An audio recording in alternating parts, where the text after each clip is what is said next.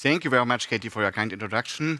Well, ladies and gentlemen, good afternoon and a very warm welcome also from my side to our next session with the title Destination Mobility Choice, Tectonic Shift or Back to Normal. This session is actually divided into two parts, so we will start to focus on mobility and look at the future of the global aviation industry. And in the second part, we will focusing more on the destination and also look at the tour operators and accommodation sectors perspectives. Let's start immediately, and I'm very pleased to welcome my first guest, Karl Schelleman. He is a General Manager Germany at Air France KLM. Karl, we are very happy that you are with us, and I hope you are doing well despite these tough times. Yes, thanks for the introduction, Mr. Bayer. Indeed, very tough times. And on the one hand, things are developing, not in a very positive sense. On the other side of the horizon, we are seeing a little bit of optimism here and there. That's good to hear. Nevertheless, I would like to start with a tough topic. You can imagine what I'm talking about. It's certainly a topic that concerns everyone at the moment. Of course, I'm talking about the war in the Ukraine, which is, I think, first of all, a humanitarian disaster and also, I think, a diplomatic failure.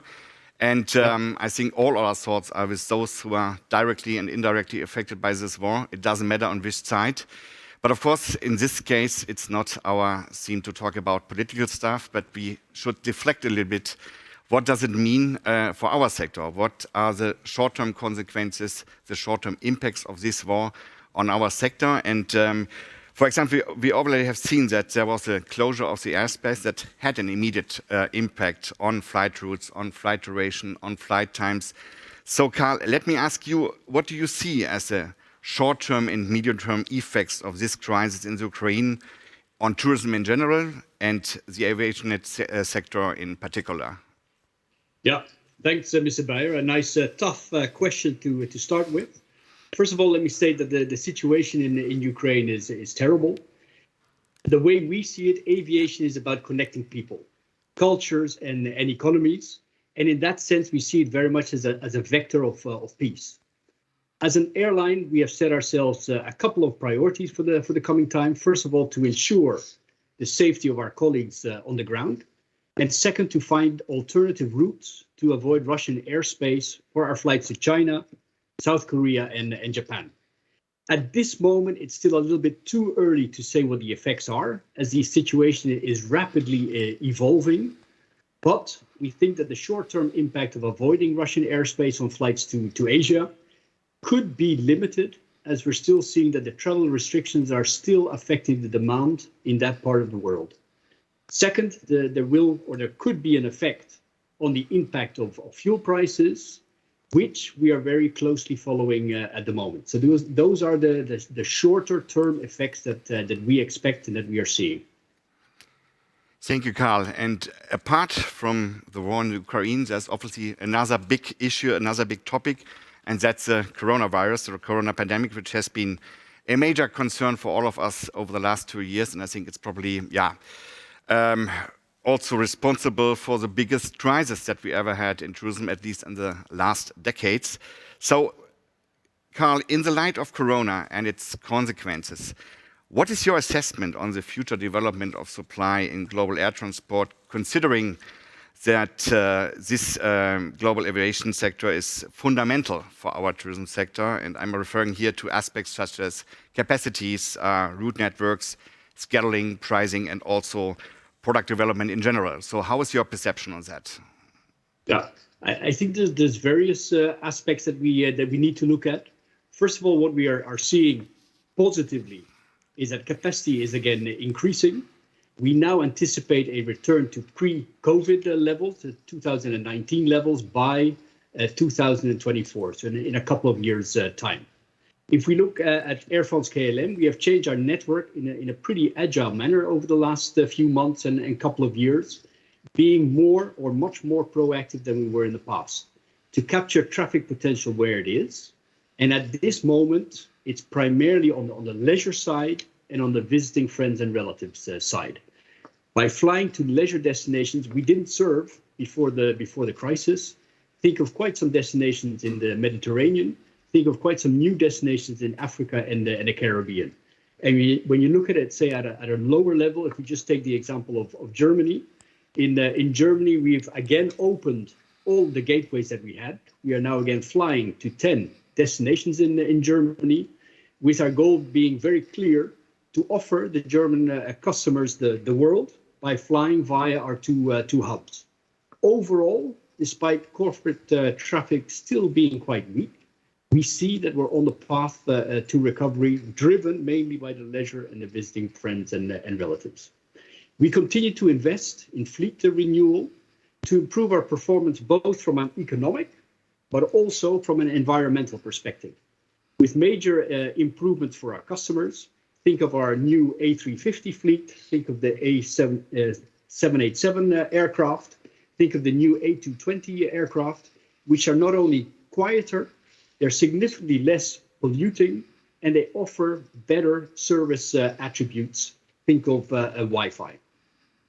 Over the past couple of years, we've been very busy to bring our customer experience up to a higher level, or even to the highest level, offering a more consistent product, refurbishing our lounges, and we're very much looking to welcoming our customers back on board.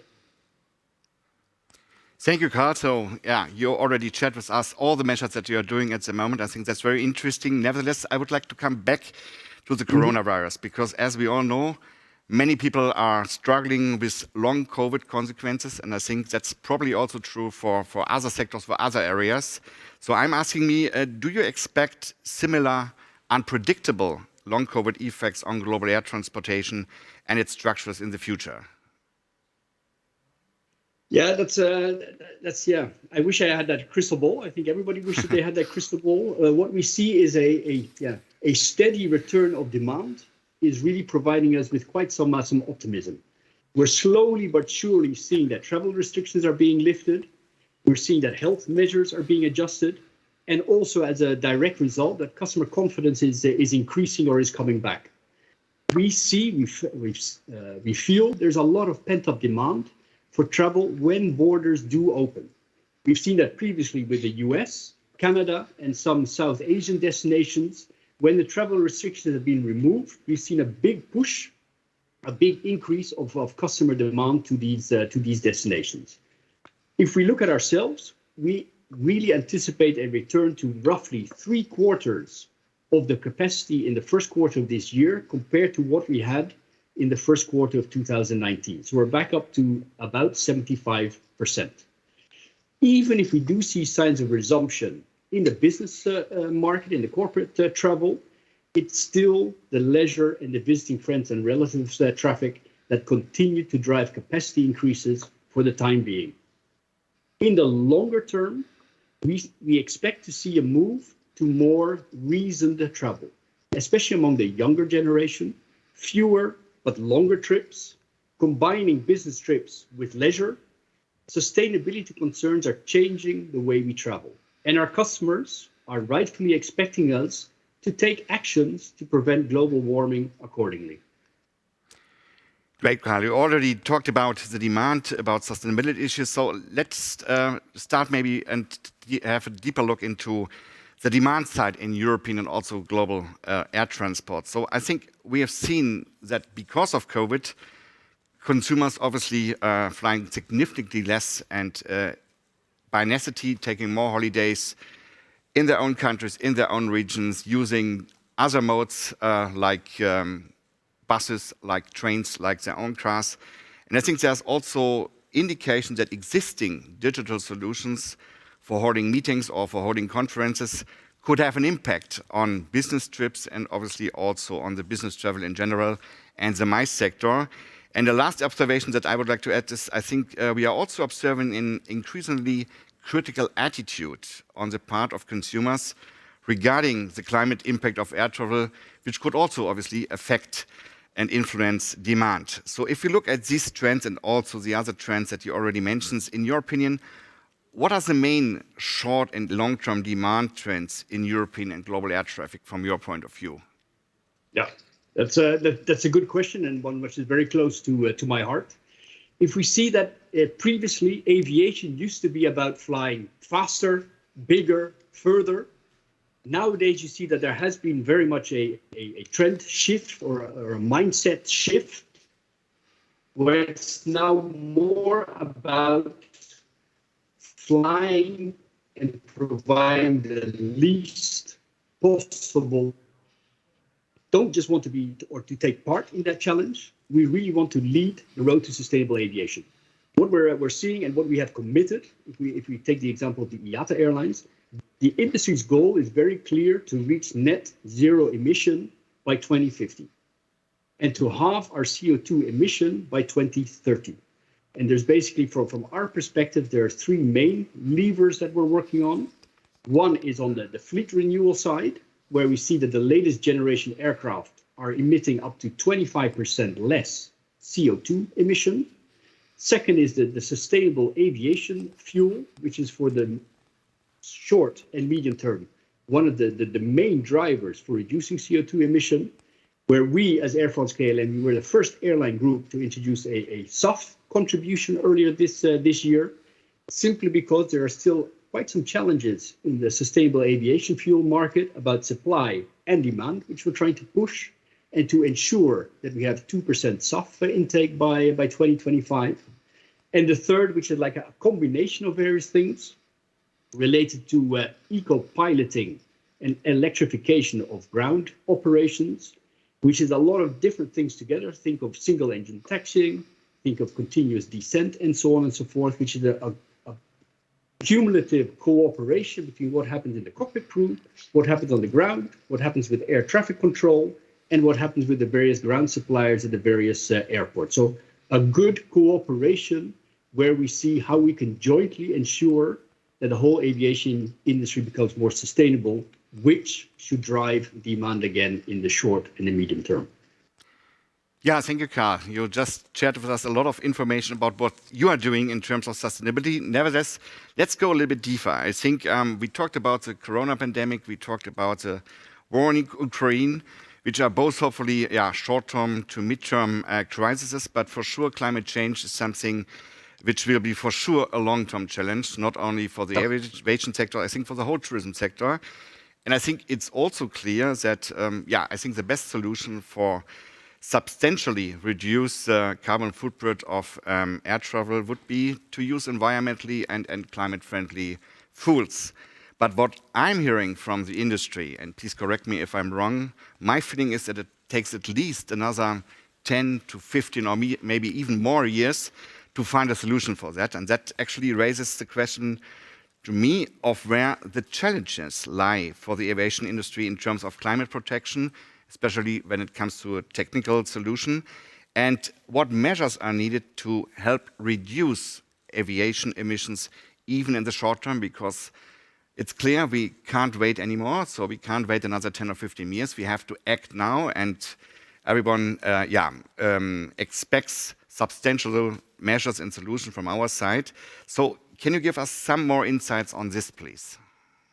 Yes, I can, and it's very much looking at the full value chain that we see in for example, sustainable aviation fuel, but also in other matters.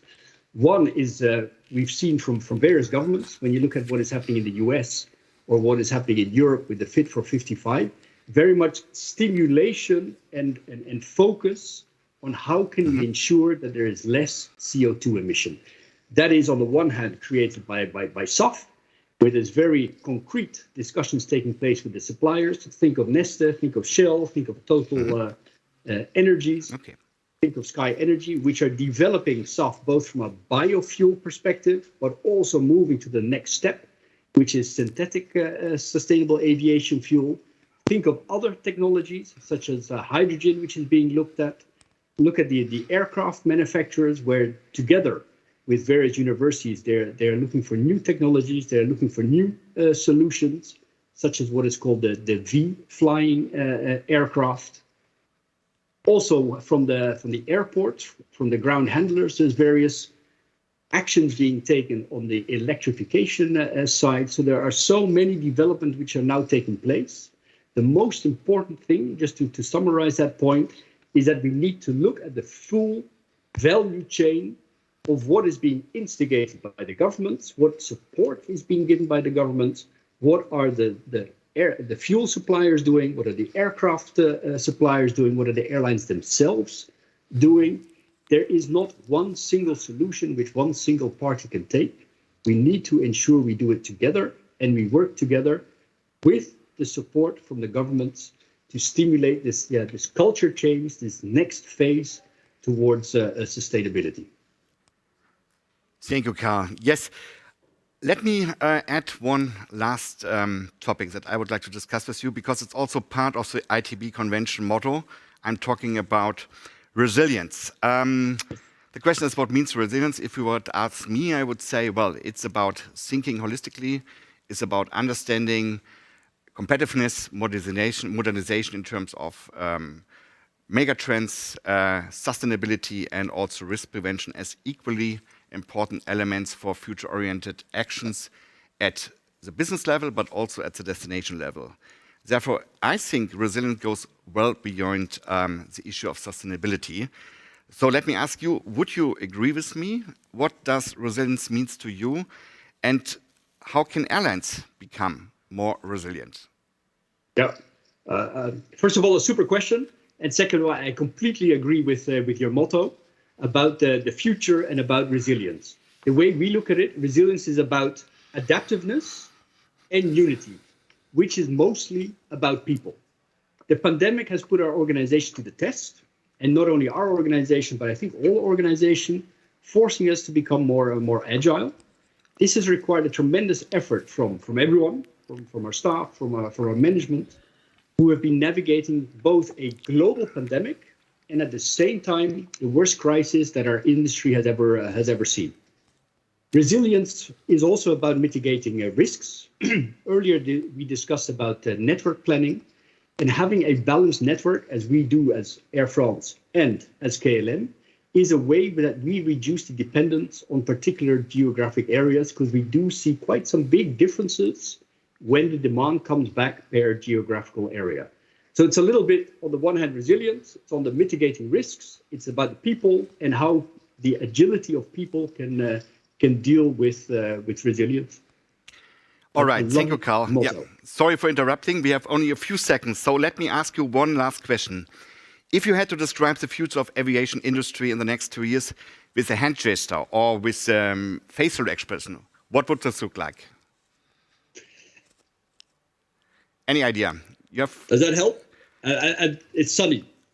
And it's sunny in the sense for two reasons. One, demand is there. Demand will come back. Second, everybody understands the importance of sustainable aviation industry, and we're all investing in the sustainability of the future. All right, so I'm very positive about the future. Great, Karl. Thank you so much. It was a pleasure talking to you, and I think, you gave us some exciting inputs. I wish you all the best and hope to see you soon again. Thank you very much. Thanks for the interview, and it was a pleasure to do it. All right.